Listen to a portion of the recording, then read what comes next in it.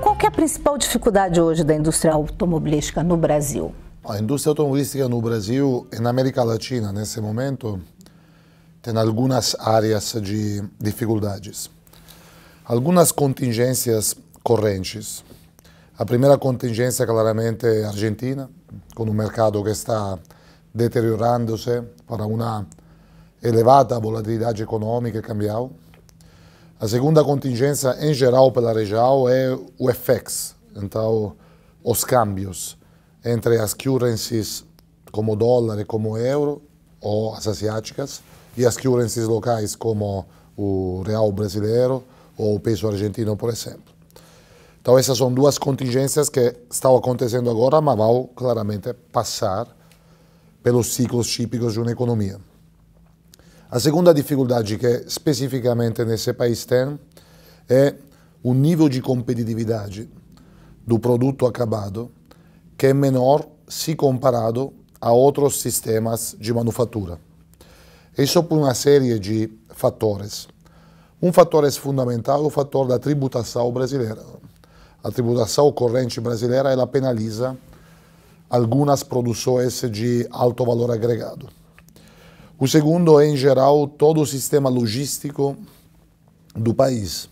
Então, o sistema logístico do país, ele é não multimodal como outras economias, ou seja, é mais acostumado a usar a borracha, ou seja, os caminhões, basicamente, e o sistema também infraestrutural do Brasil. Por fim, existe outra dificuldade conjuntural, que é a escala. Por efeito da grande crise que teve nos últimos anos, a economia brasileira, em geral, a maioria das economias do continente, a escala de produção ela se reduziu. E nossa indústria, com indústria capital intensive, ou seja, que emprega muitos capitais, ela se sustenta sobre competitividade, como falamos, e sobre a escala de produções, seja para o sistema de manufatura, seja para o sistema dos fornecedores. Então, são essas as principais dificuldades que está passando a indústria hoje e que está sendo trabalhada em várias instâncias. E como é que a gente muda, então, essas dificuldades para oportunidades? A gente já está mudando. Então, o processo de mudança ele é claro e ele está sendo realizado em múltiplas instâncias. O que leva eu, pessoalmente, a nossa empresa FCA, particularmente otimista com o país e com o continente em geral nos próximos anos, independentemente das conjunturas. Falando de agenda econômica, por exemplo, que o país está tentando realizar e implementar, o meu parecer particular sobre ela, mas também o parecer e a opinião que o board que eu participo da FCA globalmente está realizando, é extremamente positivo e de grande otimismo. Veja bem, o governo está trabalhando com uma agenda econômica que prevê uma substancial redução do déficit do governo por efeito de algumas reformas estruturais, né? Se comenta muito a reforma da Previdência. Aquela que está sendo negociada me parece ter um efeito de longo prazo fundamental para isso, né? Estamos falando quase de $1 trilhão nos próximos anos. O tema das privatizações vai gerar dois efeitos paralelos muito positivos. Primeiro, um inflow de dólares como nunca, né?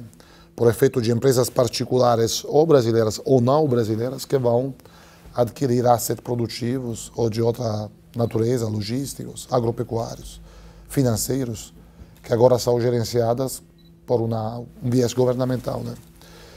O inflow de dólares, então, é claro, e é o primeiro benefício. O segundo benefício é o nível de competitividade que alguns mercados terão. E concorrência nos mercados sempre é beneficial para as indústrias, a economia e, claramente, o consumidor final. Então, o que se está trabalhando como agenda econômica, ela trilha um caminho de competitividade agregada ao sistema sistêmico, estrutural. Isso é muito positivo. Se depois será possível manter alguns indicadores macroeconômicos a um nível que hoje estão sendo mantidos, inflação, juros básicos, ou até melhorar eles, dando sinais de estabilidade para fora. As agências de risco globais, né? Então Moody's, Fitch, elas terão tendência a melhorar o nível de risco do sistema Brasil. E melhoras do nível de risco percebido do sistema econômico, sobretudo para mercados emergentes, também mobilizam grandes quantidades de recursos financeiros, que começam a enxergar aquela economia e os assets daquela economia, financeiros nesse caso, como bons investimentos para os investidores que representam. Isso adiciona dólares a já um inflow de dólares muito positivo. Então imagina, você privatiza, você gera muita competitividade estrutural, seja industrial, seja financeira, e faz isso em um ciclo econômico que todos esperam, mas acho que o Brasil vai confirmar, econômico positivo, de crescimento, com PIB crescimento. Também a máquina interna do crescimento, então, vai gerar riqueza. Então, a combinação desses três fatores, para mim e para a FCA globalmente, para o board da empresa, fazem enxergar agora o Brasil, e a América Latina sendo o Brasil a potência regional da América Latina, como um bom lugar para pensar no meio e no longo prazo. Agora, é claro que no curto prazo, a economia brasileira é gigantesca, né? E ela é multifacetada, digamos assim. Então, é claro que no curto prazo, ainda alguns indicadores que já estão melhorando sofrem as consequências de um ciclo econômico repressivo tão longo. Mas o que se está colocando agora na agenda econômica do país, ela gera visões positivas no meio e longo prazo, como deve ser. Porque a visão de um país nunca pode ser de um dia para o outro, de um mês para o outro, deve sempre ser de maior prazo. Isso é o trabalho que se está fazendo, digamos, como instância econômica geral. E depois tem o trabalho que as empresas estão fazendo, não? Em geral, na nossa indústria, apesar das dificuldades que falamos antes, é claro um movimento que nós, por exemplo, como FCA globalmente, já decidimos fazer e outras estão fazendo, de investimentos em produtividade, de investimentos em indústria 4.0, de investimentos em cadeia de valores de alta eficiência, o que associado a uma escala que verá maior, vai gerar riqueza também no setor privado, no setor que emprega, como a indústria. Tudo isso, então, gera para nós um otimismo verdadeiramente importante e motivado racionalmente sobre o sistema. Você falou das privatizações. Quer dizer, para a indústria automobilística, quais seriam as empresas brasileiras que deveriam ser privatizadas hoje para gerar essa competitividade? Eu não falo de outras empresas que deveriam ser ou menos privatizadas, porque por isso tenho certeza que, por exemplo, o ministro Guedes, a equipe dele, tem um quadro claro. Agora, o que eu quero falar é que os mercados, quanto mais abertos e liberais, ou seja, quanto mais regidos por regras reais de competitividade, melhores sempre no meio e no longo prazo serão. E todas as vezes que uma entidade econômica privada entra em um business anteriormente quase governamental ou governamental, ela gera isso, né? Coloca um mindset concorrencial, define regras de meritocracia claras, corre para melhorar indicadores econômicos de mercado, de satisfação interna. Se for um setor industrial, define uma gestão da cadeia de valor. E tudo isso é não sei se existe essa palavra em português, um volano positivo, um mecanismo positivo para tudo isso. É como uma bola de neve, nesse caso positivo, que vai lá embaixo, né? Ela engrossa e vira mais rápida, acelerada, porque a massa aumenta. Né? O Congresso deve votar, deve apreciar aí nos próximos meses a reforma tributária. Para a indústria automobilística, onde está esse gargalo e quais seriam os fatores na reforma tributária que poderiam ajudar no crescimento da indústria automobilística? Ótimo. O sistema tributário brasileiro ele é muito complexo, né? Então, é difícil identificar um gargalo e, de verdade, talvez o gargalo em si está mesmo na complexidade como ele foi se organizando. Então, uma reforma tributária que visa simplificar os sistemas tributários claramente ajuda a todos, não somente a indústria automobilística, né? Ajuda o cidadão, que é muito importante, as famílias, as comunidades, as cidades, os estados, a União e as empresas, produtivas e não produtivas.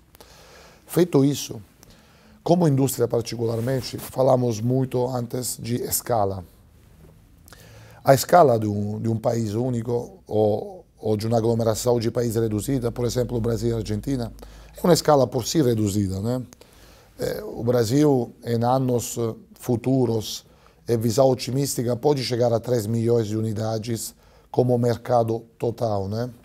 A Argentina, ao lado que hoje está bastante deprimida como mercado, pode voltar a ser um mercado de 700, 800 mil unidades daqui a 3, talvez 4 anos. Então poderíamos pensar nos dois países como 4 milhões, ainda assim uma escala não suficiente para o número de players que são instalados aqui com atividades industriais. Nós somos quase 20, né? Como OEM, produzindo e movimentando cadeias de valores no Brasil, para um mercado que é um quarto dos Estados Unidos em dois países, né? Será um quarto, ainda não é, que será otimisticamente um quinto ou um sexto da China, né? Sem falar de Ásia, sem falar de Europa e tudo. Então precisamos ganhar escala. E a forma de ganhar escala, se não é possível contar com o mercado interno e com o mercado mais perto que a Argentina, é exportando. E o sistema tributário brasileiro não é totalmente competitivo quando se fala de exportações. De verdade, nós exportamos tributos junto com carros, ou com motores, ou com autopeças.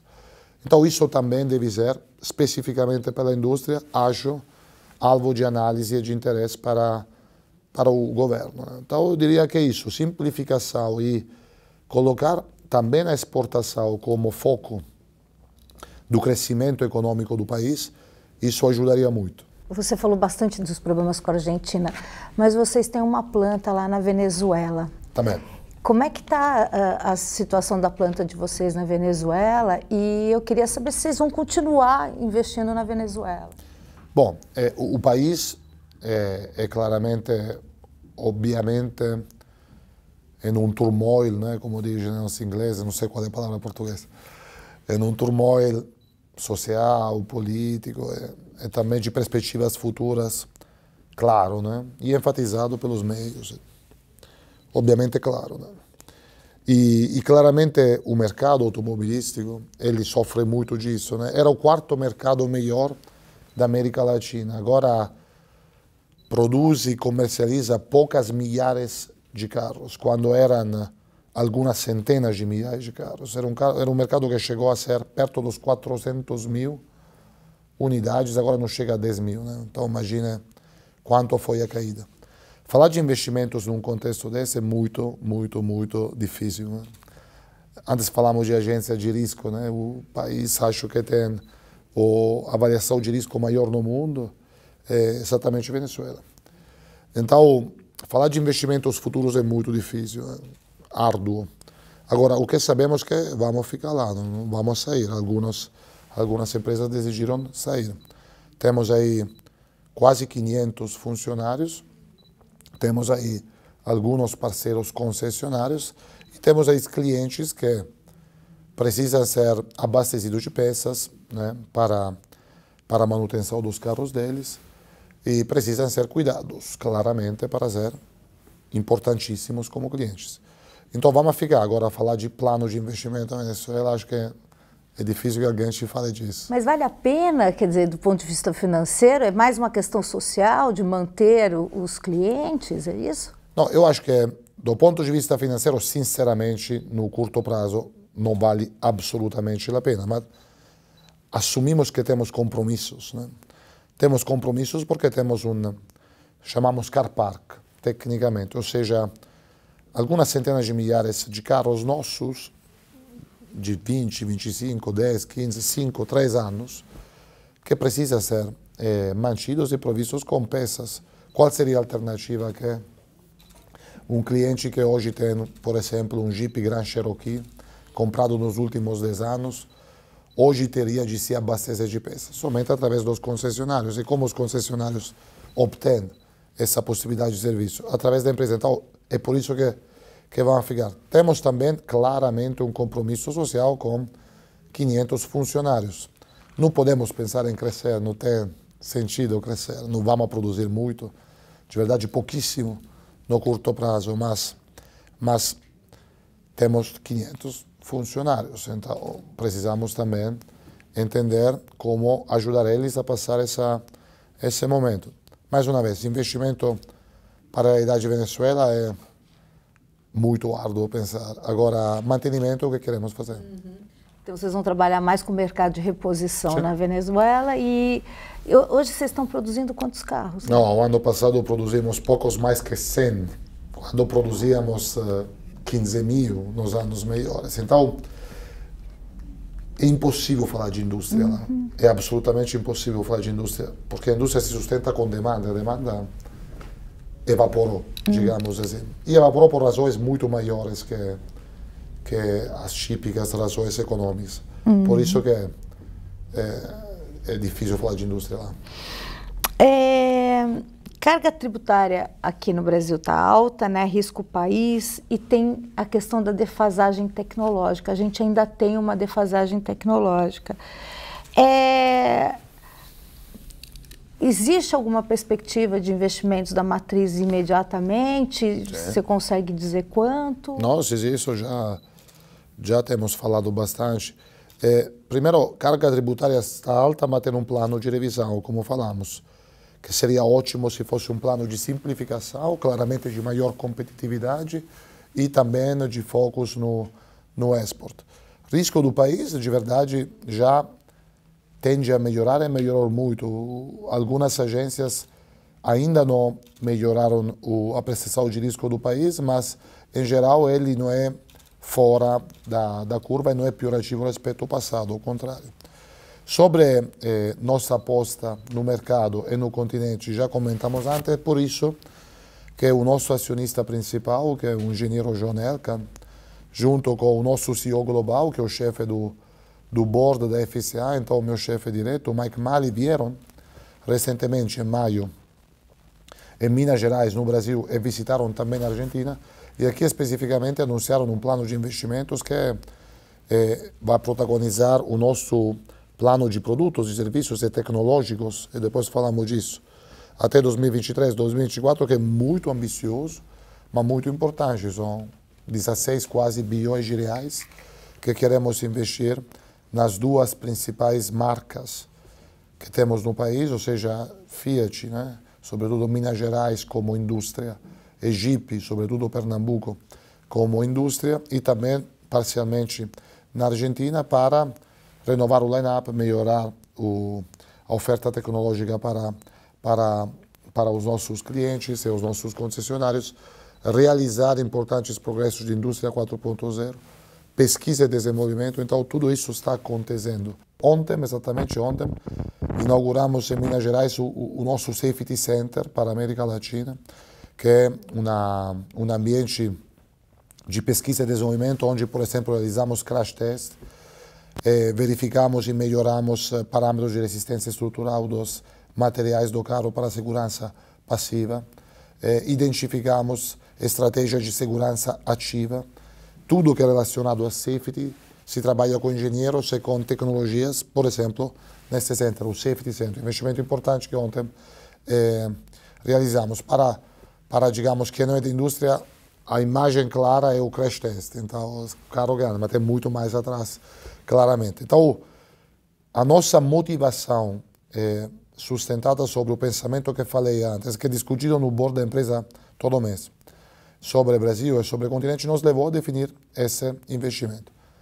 Quais são os pilares do investimento? Line-up de produtos, que temos que sempre nos questionar para melhorar, tecnologias. Então, é claro que o cliente brasileiro tem duas percepções tecnológicas muito claras. A conectividade, que deve ser um elemento sempre mais claro do carro, e a eficiência energética, não? Isso é consumo, é meio ambiente e também performance de powertrain, motores e transmissões.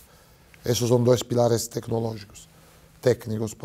Como pilar tecnológico, a renovação das plantas. Pernambuco Jeep é já super tecnológica, automatizada. Betim está chegando lá, aumentando a automação, trabalhando sobre digital potential, indústria 4.0, para fazer também nosso papel, que é aumentar a produtividade do produto acabado. Temos que fazer isso também, né? E depois pesquisa e desenvolvimento. Nós temos quase 1.500 entre engenheiros e designers no Brasil, que projetam os carros brasileiros da Fiat e da América Latina, os carros brasileiros da Jeep e da América Latina, mas que também hoje está ao nível de competência tão reconhecido que, por exemplo, vendem horas a Maserati. Maserati é um hyper luxury brand que temos a sorte de ter, que é vendido sobretudo em Ásia, Europa e Norte América, mas é feito também com horas de engenharia, sobretudo em software, que vem de Pernambuco e de Minas Gerais. Então, a força de ter uma empresa global é também isso, poder alavancar competências globalmente, e nós já somos reconhecidos como uma competência engenheirística chave para a eficiência globalmente. Porque temos 1.500 engenheiros, estamos investindo em tecnologia. Você falou de atualizar a linha, as linhas de carros e tudo. O que a gente pode esperar da Fiat? Há muita coisa. Carro é feito de peças, primeira coisa, né? Então, para pensar em mudar os modelos que você tem, você deve mudar também as autoparts, né? As peças que você tem. Então, o primeiro investimento que já começamos a montar as linhas é que Maio, John Elkann, o nosso CEO global, e Mike Malley, perdão, John Elkann, o nosso chairman, e Mike Malley, o nosso CEO global, eles investiram, né? Eles anunciaram, foi powertrain. Então, estamos colocando uma fábrica nova, um brownfield, com linhas novas, para 3 motores novos, turbo, com alta eficiência, seja de consumo, seja performance, e ambientalmente alinhado com os corretos e mais estritos e rigorosos parâmetros de emissões de Rota 2030 em Betim. Então, primeiro, se precisamos renovar, vamos começar renovando o coração, né? Então, motores e transmissões.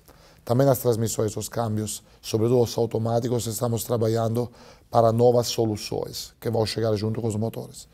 Feito isso, e trabalhando com os demais fornecedores principais da cadeia de valor, vamos falar de modelos. Então, o Jeep já hoje tem produção local de Jeep Renegade e Jeep Compass, que são 2 modelos que, orgulhosamente, são líderes do mercado de SUV, né? No Brasil, na Argentina e em alguns países da América Latina. E Jeep, achamos que era hora, depois de ter demonstrado que a fábrica está lá, tecnologicamente avançadíssimas, que os 12.000, de verdade quase 14.000 já, colegas, seja da fábrica Jeep, seja dos fornecedores ao lado, são determinados, competentes e preparados para encarar novos desafios. Jeep vai receber um terceiro modelo local, né? E esse terceiro modelo local vai ser a oferta mais premium que teremos para o mercado da América Latina sobre a Jeep. Então, se já Renegade é um excelente modelo, Compass vai já numa lógica de sofisticação, lá entraremos numa lógica ainda mais premium para a Jeep. Fiat, ela hoje está desempenhando um papel muito interessante no mundo das pickups. Então, Fiat Toro, que também foi lançada recentemente, ela anda muito bem. E na última semana, o novo Toro, que tem novas versões e novas inovações, sobretudo de infotainment, foi lançado em Pernambuco. Temos outra picape que é a Fiat Strada, que queremos rapidamente renovar, faz parte do nosso plano. Temos lançado recentemente Fiat Mobi e Fiat Argo como passenger cars, que atualizaremos claramente através dos model years ano a ano.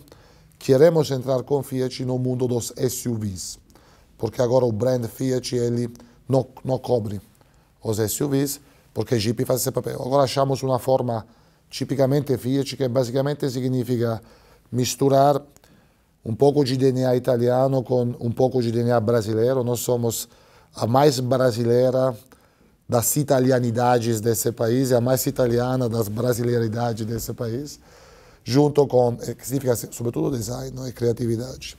Junto com o Powertrain, vamos trazer 2 SUVs para a marca Fiat até 2023, como falamos. Temos muitas mais inovações, Powertrain, como falamos, motores, transmissões, infotainment, que é tecnologia conectada, e tudo isso será parte dessa renovação. Não podemos falar sempre de renovação, é contínua a mudança da taxa de demanda. O cliente é cada vez mais exigente, o que é muito bom, a concorrência é cada vez mais presente, o que é muito bom, porque tudo isso estimula a melhorar, senão ainda estaríamos com as carroças e os cavalos, e somos fins de crescer junto com eles. Né? Então, vamos falar um pouquinho de tecnologia. Você estava falando, e aí me veio uma coisa que é, quando é que a gente vai deixar de ter o carro mecânico e só vai ter o carro automático no Brasil?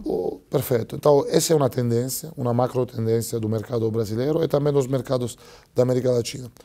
Exatamente deixar um para ir a 100% outro, isso não sei se será realizado nos próximos 10 anos, a gente prevê que não. Mas claramente vai crescer muito a presença de carro automático. Você vive, acho, em São Paulo ou na Grande São Paulo, então você entende quanto automático alivia algumas dificuldades de direção. É uma tendência que nós já começamos, temos 2 transmissões automáticas no nosso line-up de fabricação japonesa, né? Excelente fornecedor, vamos ampliar e vamos trazer mais. E claramente vai ser cada vez maior o número e os volumes de carros que sairão das linhas com transmissão automática. E você falou também dos consumidores brasileiros. O que eles têm de diferente quando eles escolhem o carro?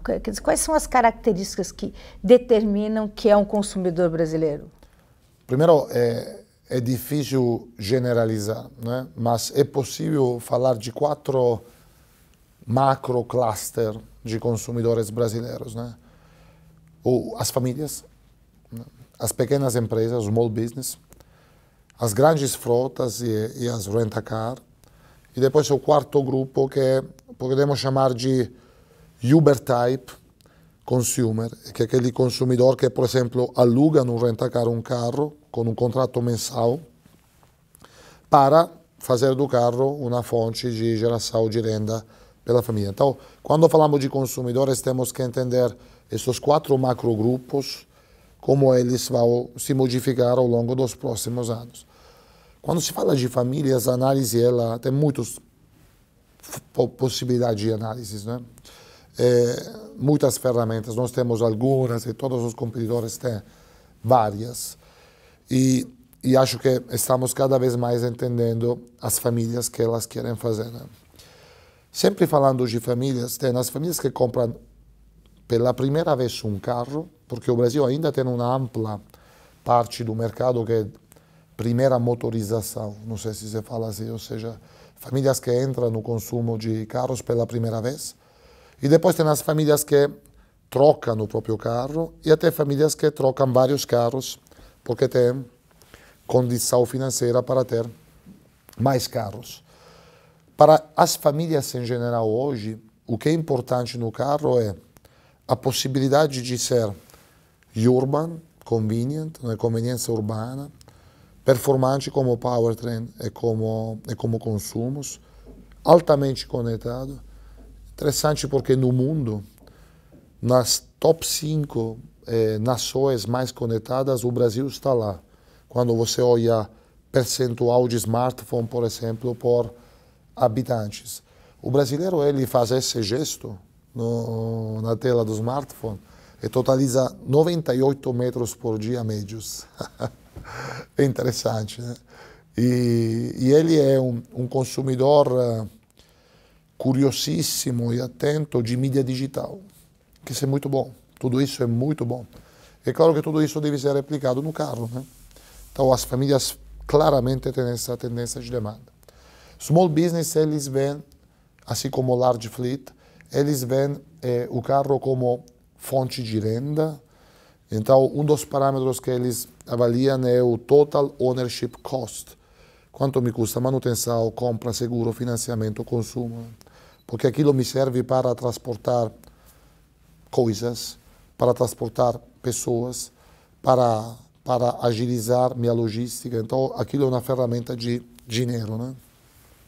E depois tem os Uber Rent-A-Car, que também tem essa lógica, sobretudo falando de consumo e de manutenção. Então, você deve colocar no teu mapa estratégico tudo isso para entender qual será a demanda desses macrogrupos, né, no futuro. E no final deve quase individualizar a demanda. Você deve entender o CPF ou o CNPJ individualmente. Uma mina tem uma demanda diferente falando de business de uma transportadora logística, claramente, né? Deve entender o que ele quer exatamente, né? Junto a isso tem tendências típicas como SUV, como pick-ups, que são óbvias, né? O consumidor brasileiro, no passado, o jovem brasileiro, o sonho dele, acho que também na Europa é assim, nos Estados Unidos, era ter um carro. Sim. Era a primeira... Essa tendência vem mudando, né? Com os aplicativos, com a entrada de outros mobiles ali, né? Existe uma previsão de que o carro possa diminuir a quantidade de carros nos grandes centros? Vocês têm algum estudo a respeito disso? Sim. Temos estudos, sim. Vamos falar de tempo, né? Porque tudo é atrelado à variável tempo, né? Então, os grandes centros eles têm claros problemas de mobilidade urbana para os quais devem existir respostas no mercado automobilístico, mas também fora do mercado automobilístico. O transporte público deve ser melhorado, né? E assim que grandes centros de outros países não baixaram a demanda junta de carros, mas o uso de carro pode ter diminuído porque se privilegiaram outras opções também, né? Veja a Europa do Norte, veja algumas cidades da Ásia, né? Da Coreia do Sul, por exemplo, Seul e tudo. Investimentos gigantescos em viabilidade urbana, seja quando se fala de automóveis, seja quando se fala de outros meios, né? Agora, os aplicativos, eles claramente mudam o cenário competitivo da indústria, mas até agora somente agregam demanda. Vou te fazer uma pergunta. Você tem carros? Quantos carros tem? 2. 2 carros. Você usou Uber? Sim. Então você comprou 2 carros e favoreceu a compra de muitos mais, porque Uber é a tua alternativa. Agora, talvez um dia você pensará de vender um carro. Ainda se a tua demanda de Uber adicionou muitas unidades a esse macro mercado que vejo em você, que vejo a sua família, né? Então, nesse momento, existe um aumento generalizado da demanda, que no Brasil foi comprimido, reduzido nos últimos anos, porque, obviamente, teve uma forte crise, né? Mas vai voltar. E no mundo é muito impulsionada para os emerging countries que se estão dando bem. Indonésia, Malásia, Camboja, Vietnã. São mercados já gigantescos que 10 anos atrás eram bem menores, né? No futuro, claro que vai mudar cada vez mais. E acho que todos os competidores nós também estamos enxergando o chamado TaaS, que é Transportation as a Service, como uma das respostas dessa mobilidade. Então, alguém começar a pensar de comprar milhas ou quilômetros em lugar de carros, junto talvez a um carro. Isso. E Transportation as a Service, tecnologicamente, pode ser a chave para impulsionar ainda mais o que já é uma tendência forte, que é autonomous driving, né? Ou seja, a direção autônoma, que é uma das tendências macro de investimento da indústria. Esse assunto é um assunto interessante. Como funcionaria, e já existem estudos a respeito de comprar milhas, como é que funcionaria nós temos isso? Um programa de autonomous driving, não é? de direção autônoma, que se associa também a experiências de TaaS, de TaaS, que está sendo em fase avançada de experiência na Arizona, no Nevada, no South California, através de uma parceria que a Chrysler, a FCA, Fiat Chrysler Automobiles, mas a Chrysler com a Pacifica, que que é uma minivan americana, híbrida e não, está fazendo com o Waymo, né, que é Google, basicamente. Então temos algumas centenas, né, de Pacifica que têm um nível de autonomia de condução elevado, né, entre os mais elevados da indústria, e que serão associados a experiências e modelos de ITS. Essa é a minha opinião, mas enxergo uma parte da demanda no futuro importante que, através de aplicativos, comprará milhas, né? Pontos de coleta, ou até chegada da milha transportada sobre rodas na tua casa, e você vai. Pool, ou seja, carros que transportarão 2, 3, 4 pessoas que estarão comprando simultaneamente as milhas.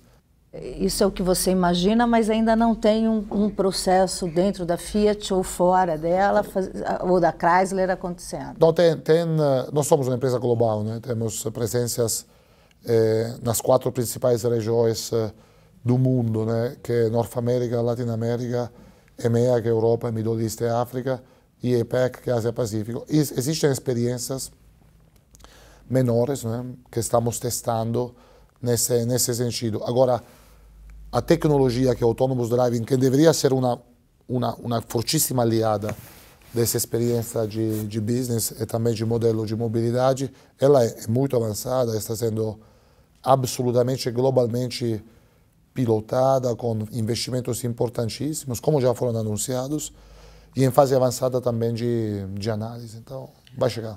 Fala um pouquinho para mim sobre o etanol. A Fiat foi pioneira no 40 anos atrás, primeiro carro no mundo, Fiat 147. Como é que estão as pesquisas e como é que está esse mercado hoje para a Fiat? Hoje está acessível a todos, né? E no futuro, na nossa visão, vai ser regionalmente uma das alternativas mais importantes do futuro da powertrain, né? Junto com outras. Vou fazer somente uma pequena análise com você. Lá atrás, 150 anos atrás, nos Estados Unidos se começava a mass production, né? As escalas da indústria elas cresceram pouco a pouco e, digamos assim, nos primeiros 30, 40 anos de história passaram alguns milhões de carros, né? Nós vamos agora para 100, globalmente, milhões de carros e mais vendidos no mundo. A escala centuplicou. Lá atrás, a escolha era como vamos mover esses carros produzidos em massa, não é, com as tecnologias que temos. E a escolha sobre aquela escala foi única e foi petróleo e derivados do petróleo. Isso teve inflação da commodity, teve até alguns arranjos novos de balance, digamos, macropolíticos. E naquela hora, pela escala de vida, era uma alternativa possível, né? Não podia ser muito mais. Quando você fala de escala de 100 milhões de carros, e o número de players reduziu, né? Porque cada vez mais os players se juntam, e como Fiat Chrysler, fazem empresas únicas partindo de várias. Então, escalas maiores e players, digamos assim, menores respeito ao passado, a escolha natural será diversificar o portfólio. E uma das alternativas regionais que temos é etanol. Agora, precisa melhorar a tecnologia de powertrain de etanol. 40 anos atrás, a gente foi pioneira nisso e queremos ser entre os pioneiros também para a melhoria dessas tecnologias. É por isso que em maio foi lançado esse projeto, estamos construindo as fábricas dos motores novos que têm essa ambição, esse projeto engenheirístico. Serão motores de alta eficiência de etanol. O etanol ele é muito bom, porque você sabe que a Rota 2030 definiu pela indústria novos e mais rigorosos, perfeito, parâmetros de emissões, perfeito. O meio ambiente é algo que temos absolutamente a necessidade de preservar. Etanol ele tem a característica de ser quase neutro na cadeia, porque do CO2. Porque o etanol ele durante o cultivo e o plantio por exemplo, da cana-de-açúcar, tira CO2 na fotossíntese global do ambiente e depois, claramente, ele é usado nos motores. Então, toda essa equação se chama from well to wheel, do plantio até o tubo de escapamento, ele é quase neutro, é bom para o meio ambiente quando vamos isso. Então, o etanol será claramente uma possibilidade.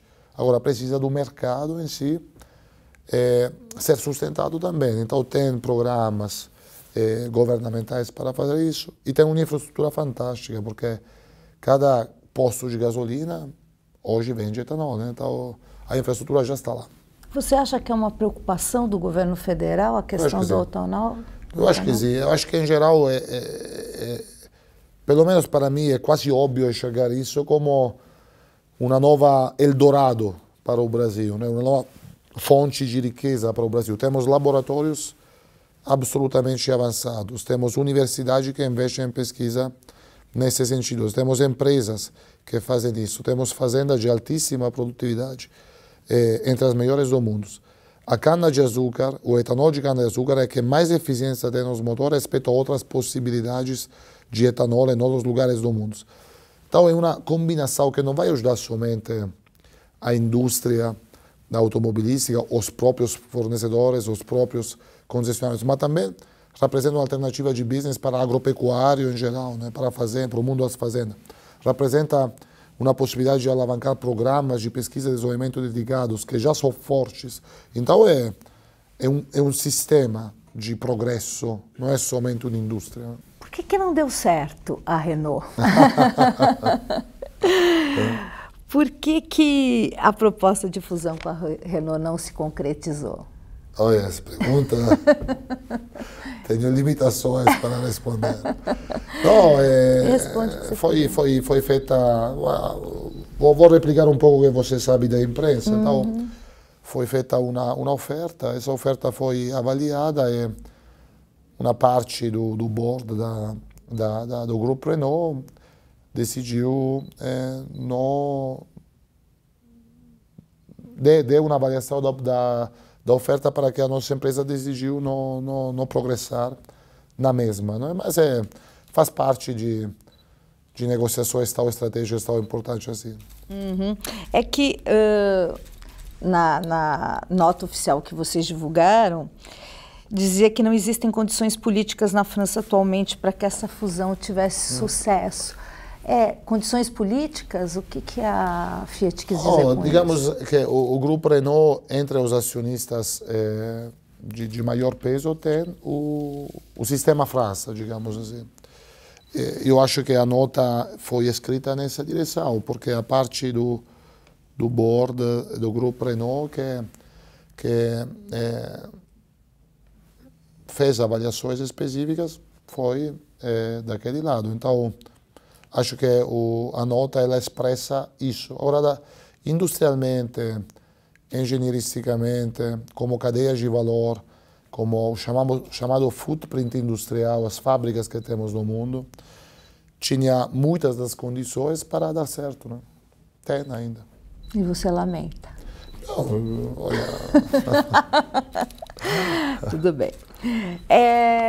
Recentemente, houve uma movimentação na Fiat, lá em Betim, de entrada e saída de gente, de demissões. Qual que é o futuro dos empregos no Brasil, na indústria automobilística? Como é que você vê? Teve uma crise, né, nos últimos 5 anos. Nos últimos 5 anos teve uma baixa de volumes expressiva. Né? Imagina que o mercado já superou 3,6 milhões de veículos no Brasil. Já o mercado argentino quase chegou a 1 milhão. Agora o mercado argentino está a 450 mil como previsão de mercado do ano, 45% somente do quase o máximo que atingiu. O Brasil esse ano vai a 2,7, né?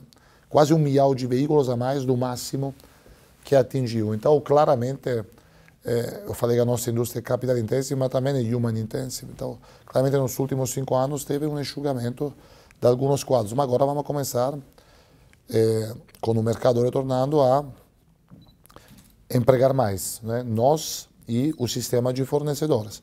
A nova fábrica de motores, claramente, é uma nova fábrica de motores. Então, temos o Fire, alguns, temos o Evo e Torque, que já tem as pessoas trabalhando neles, e teremos outros motores a fazer com novas pessoas. Isso necessitará de novos fornecedores. Os novos modelos, os SUVs da Fiat, a renovação da gama, o terceiro modelo da Jeep, também fará isso. Agora, desde o ano passado, esse ano, nós entramos com um turno novo inteiro, por exemplo, no polo automotivo Jeep de Pernambuco. Nós entramos com um turno novo, então significa todo um terço de pessoas a mais, o terceiro turno, e os nossos fornecedores fizeram isso. Lá temos 17 fornecedores que todos tiveram que atualizar o próprio quadro de pessoas para os volumes que a fábrica estava puxando. Então, o ciclo vai ser positivo. E o ciclo passado foi negativo porque a indústria caiu seguindo a economia, seja no Brasil, seja na Argentina. Qual é a característica do trabalhador? Né? Do passado a gente tinha um trabalhador que eram os mecânicos. Qual que é a característica do trabalhador, do novo trabalhador da indústria automobilística? A nova disciplina de produção da indústria automobilística é a indústria 4.0. E essa disciplina, ela emprega um monte de coisas novas, simulações digitais, apoio digital à produção. O operador de produção, que, by the way, o brasileiro é entre os melhores, se não o melhor que a FCA globalmente conhece, né? Flexível, criativo, dedicado. Os níveis de assenteísmo que temos nas nossas fábricas, comparados com os níveis de assenteísmo que tem nas fábricas de outros países no mundo, são entre os melhores, se não os melhores. O que fala da dedicação e da determinação desse operador. Mas não somente operadores.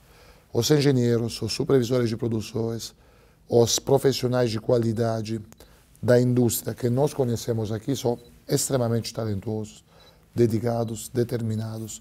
Representam um pouco a vontade de superação que os brasileiros têm. Né? Antes da entrevista estamos falando de otimismo e pessimismo. Isso é típico um pouco do país, independentemente do ciclo econômico.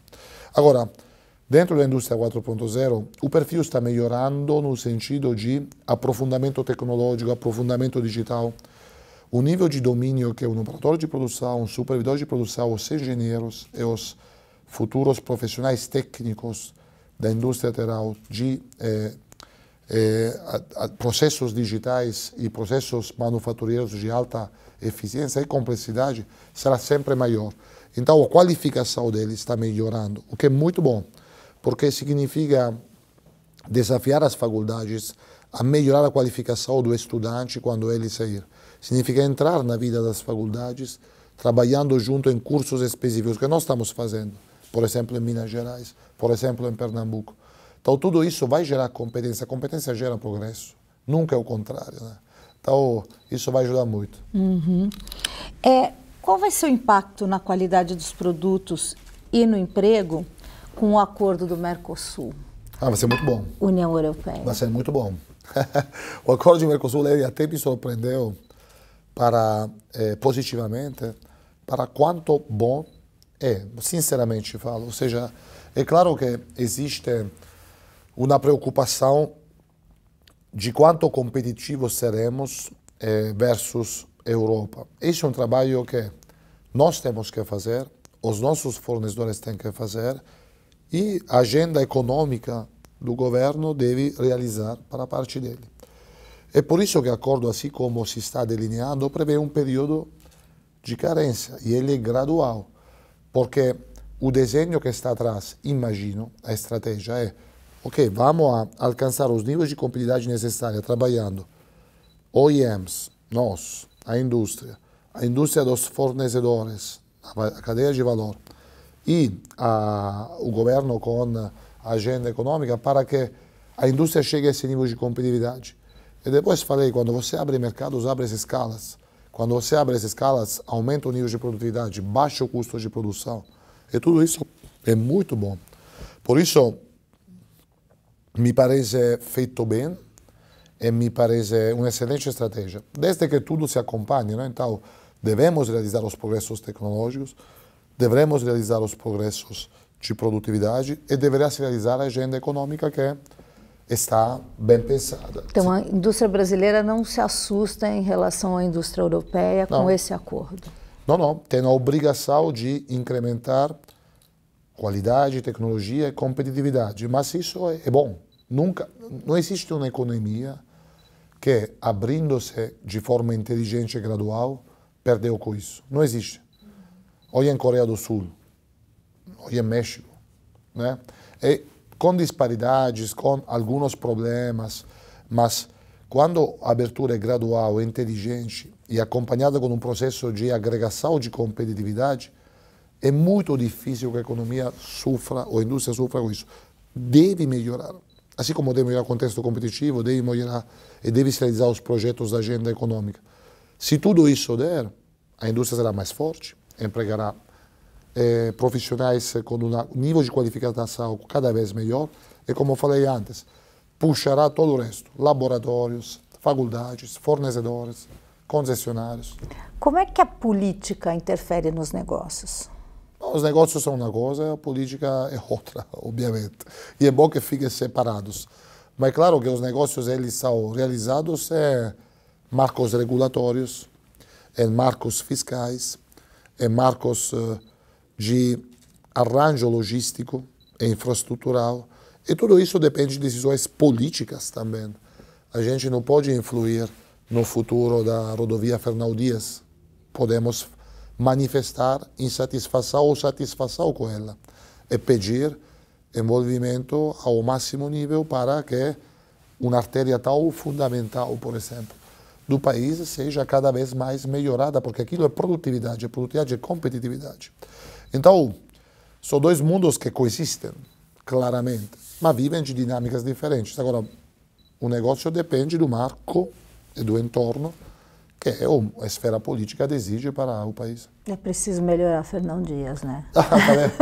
Falei Fernão Dias, mas em geral a infraestrutura rodoviária brasileira precisa melhorar. Em geral, o Brasil deve aproveitar mais das milhares de quilômetros de costas que tem, através de portos de maior produtividade e através de possibilidade de virar verdadeiramente uma logística multimodal. Cabotagem, quando você tem um país continental e que tem tanta costa assim, deve ser uma alternativa real, competitiva, produtiva, né? E os aeroportos, através do processo de privatização, seguramente melhorarão. Então, tudo isso deve ser pensado, né? Mas a situação dos portos está entrando na agenda do governo agora, ótimo. Foi anunciado recentemente. Mas o que eu falei, ou seja, imagine a indústria, o coração e todos os modais logísticos, as artérias, as veias para o sangue fluir.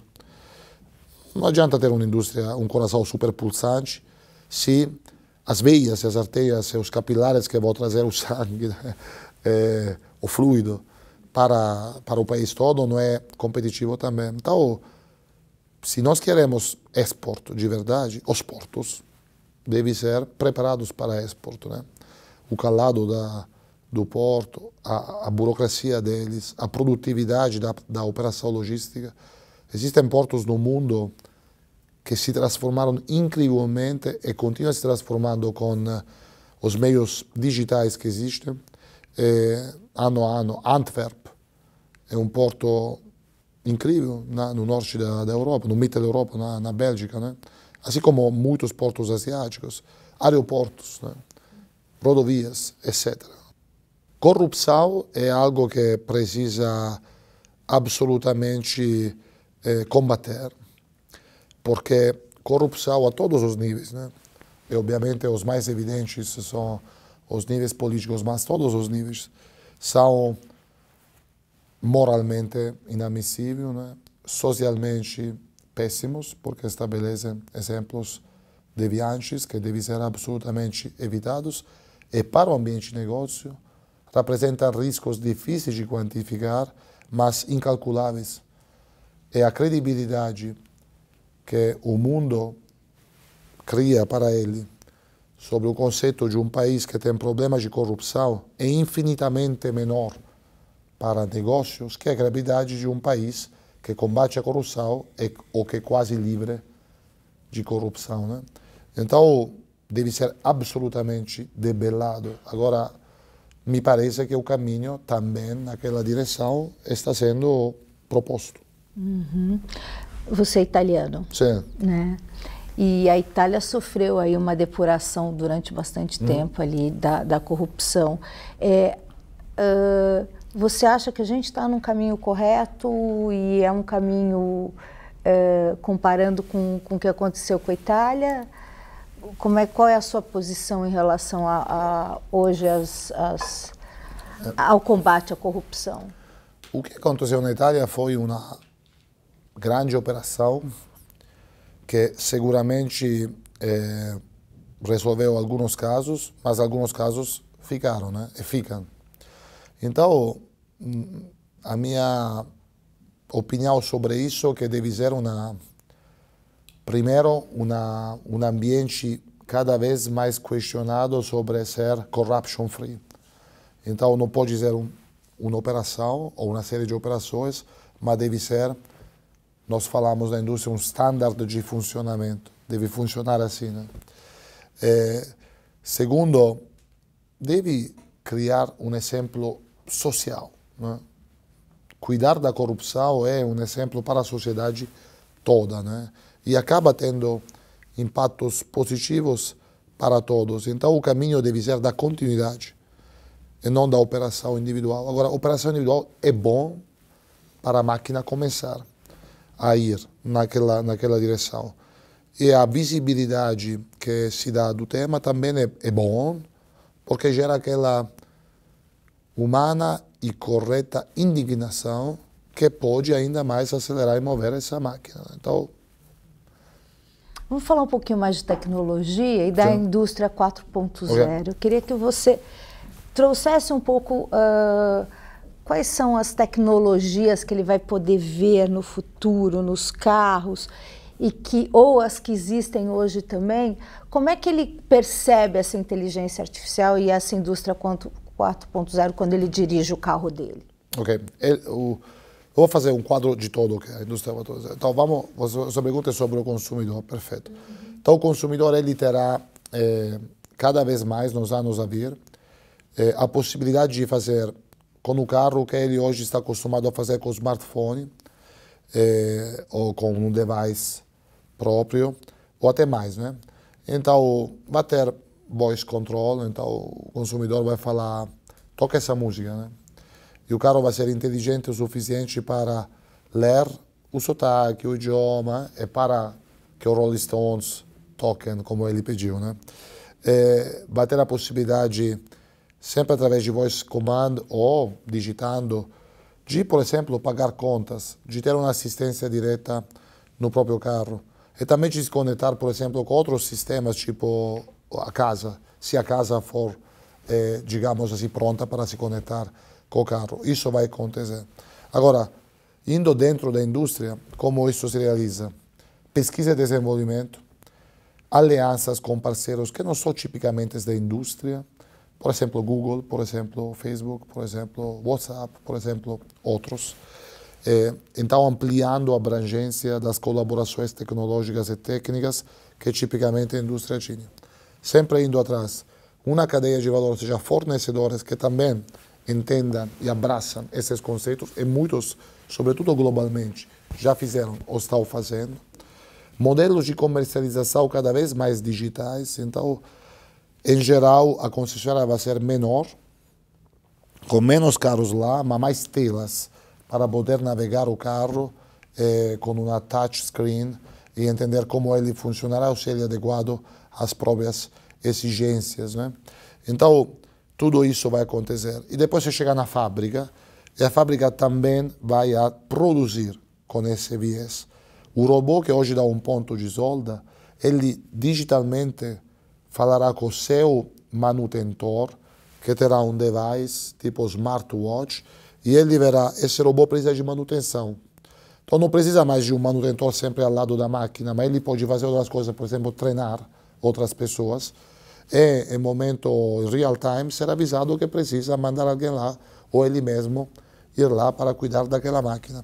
Esse é um exemplo. Falei antes que as nossas fábricas têm um nível de absenteísmo menores de todas as demais fábricas que temos no mundo.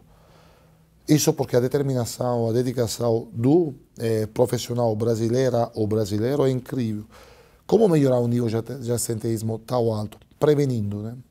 Ou seja, prevenindo o microacidente, a lesão muscular, Então, existem hoje estudos que nossos operários, nossos supervisores de produção fazem intensos sobre ergonomia do operário, né? Porque o operário que faz um movimento, por quanto agevolado seja durante 8 horas, esforça músculos.